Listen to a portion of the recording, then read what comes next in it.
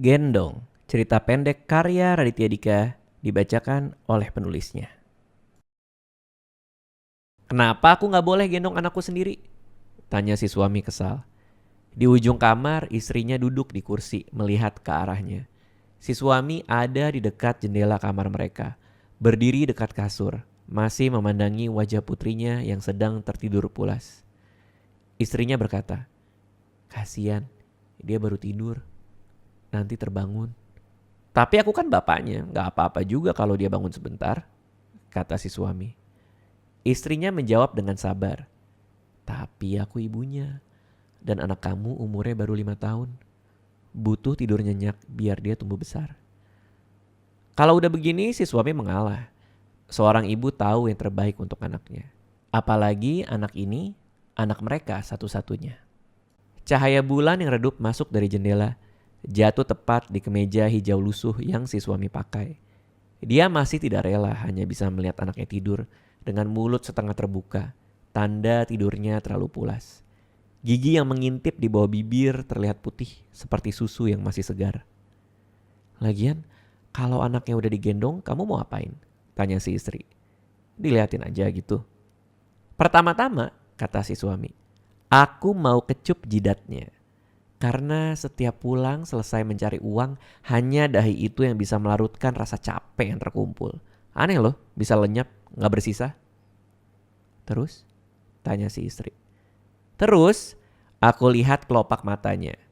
Aku minta maaf, bisik-bisik tentu saja.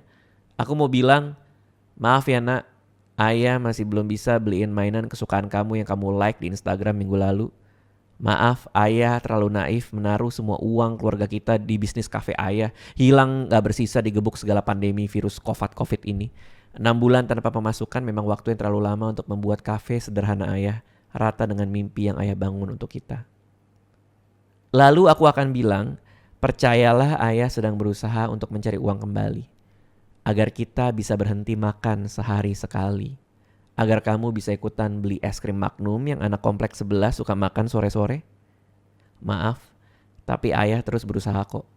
Yakin di tengah pandemi seperti ini akan ada teman atau saudara kita yang baik meminjamkan uang, memberikan modal untuk usaha kita, usaha dari rumah."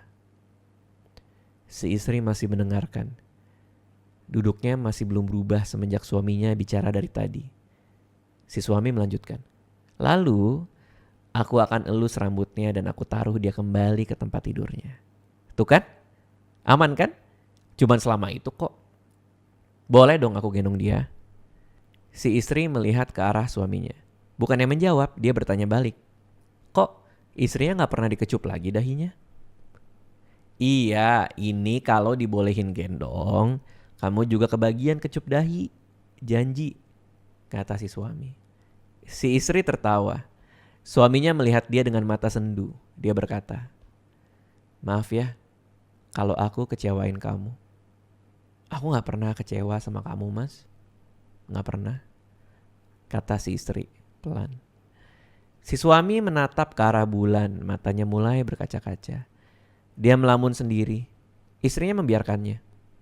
Si suami berkata, "Mungkin seharusnya dari dulu aku dukung kamu mengembangkan bakat kamu ya. Bukannya ngebuat kamu terjebak di rumah setiap hari begini." "Bakat apa?" tanya istri. "Nyanyi aku kan gak bisa." "Itu bakat kamu. Yang itu." "Oh, yang itu," kata istri. "Iya, kamu kan bisa tuh ngelihat dan bicara sama hantu. Aku lihat banyak yang sukses jadi konten kreator, bikin YouTube, bikin buku, masuk TV. Seharusnya aku lebih ngedukung kamu ya. Seharusnya aku jadi suami yang lebih bisa membuat istrinya nyaman dalam meraih potensi dirinya. Ya minimal bayarin kelas public speaking atau beliin kamera sewaktu aku masih punya sedikit uang." "Kamu emang percaya aku bisa ngeliat hantu? Walaupun teman, bahkan keluargaku sendiri sering ngomongin aku diem-diem, aku dibilang halu?" tanya si istri. "Aku percaya," kata si suami. Singkat, yakin. "Menikahi kamu berarti percaya dengan ucapanmu. Apa enaknya pernikahan kalau ada keraguan?" Si istri tersenyum tipis. "Kamu kenapa sih? selalu bisa bikin aku senyum. 1 detik berlalu. Mereka diam dalam nyaman. Kamu ingat gak terakhir gendong aku? Tanya si istri. Ingat lah, di hari aku ngelamar kamu. Fotonya masih aku simpen tuh di laci paling bawah, di dekat charger handphoneku yang rusak. Si suami menunjuk ke arah laci. Si istri menarik nafas panjang. Dia memandang ke arah suaminya. Waktu itu kamu gendong aku di halaman kafe dedaunan di Kebun Raya Bogor. Sampai malu diliatin orang. Kamu gendong aku setengah berlari, kamu terlalu bahagia karena aku bilang, aku mau. Setelah kamu bilang, mau gak jadi istriku? Yang paling malu sih bukan gendongnya, tapi 10 menit sebelum aku lamar kamu, waktu aku kasih lihat isi saldo bangku saat itu. Waktu aku bilang, aku cuma punya segini.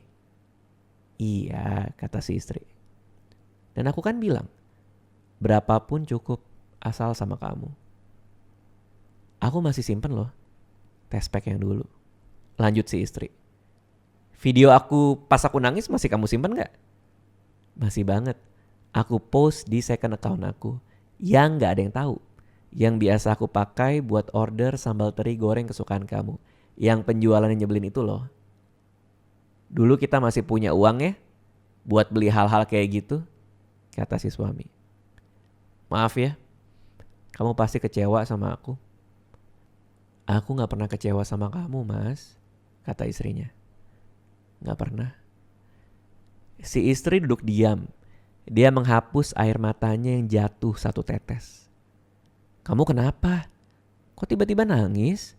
Tanya suami. Gak kenapa-napa, kata si istri. Si suami kembali mendekati tempat tidur. Dia melihat anak gadisnya masih tertidur pulas. Tidurnya tidak pas, kepalanya justru ada di antara bantal dan boneka kesayangannya. Anak umur segini memang sering bikin takjub. Aku mau gendong dia, kata si suami. Jangan, kata si istri. Nanti dia bangun. Suaminya menggeleng. Enggak, aku harus gendong dia. Ngelihat dia tidur begini aja kok rasanya kangen banget.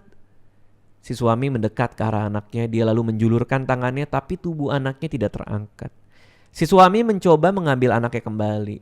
Kali ini dia sadar apa yang terjadi. Tangannya tembus melewati tubuh anaknya. Bingung, si suami melihat ke arah istrinya. Istrinya kembali menghapus 1 butir air mata yang baru saja jatuh. Dia lalu berkata, 3 hari yang lalu, kamu nyoba minjem uang ke teman lama kamu yang jadi pengawas pabrik beton. Kamu masuk ke kawasan pabrik, mengabaikan peringatan orang agar kamu memakai helm pengaman. Cuman sebentar kok, katamu waktu itu. Di tengah-tengah kamu berjalan, kamu melewati sebuah tiang beton yang mau dimasukkan tali seling dari sebuah crane. Tiang itu menggelinding. Dan seperti takdir yang selalu tepat waktu, tiang itu menimpa kepala kamu. Si suami meraba bagian kanan kepalanya, ada bagian yang pecah, remuk, membentuk cekung ke dalam kepalanya. Hangat. Dia tidak berani melihat tangannya karena dia tahu ini pasti penuh darah. Sementara itu, tangan yang lain, tangan kiri si suami masih tembus di belakang tengkuk anaknya. Si suami melihat ke arah istrinya. Kenapa kamu gak bilang dari tadi? Karena aku mau membiarkan kamu pamit, kata si istri. Si anak terbangun oleh rasa dingin yang asing di tengkuknya. Si anak membuka matanya, dia kebingungan. Si anak lalu duduk, dia melihat ibunya yang sedang menyeka pipi yang basah. Si anak lalu melihat ke arah depan, dia tidak melihat apa-apa. Hanya mereka berdua di ruangan ini dan cahaya bulan yang jatuh ke tembok. Sejenak si anak merasakan rindu yang sangat deras di dadanya. Seolah ada simpul kusut yang ditarik-tarik ke segala arah. Dia tahu, dia rindu digendong ayahnya.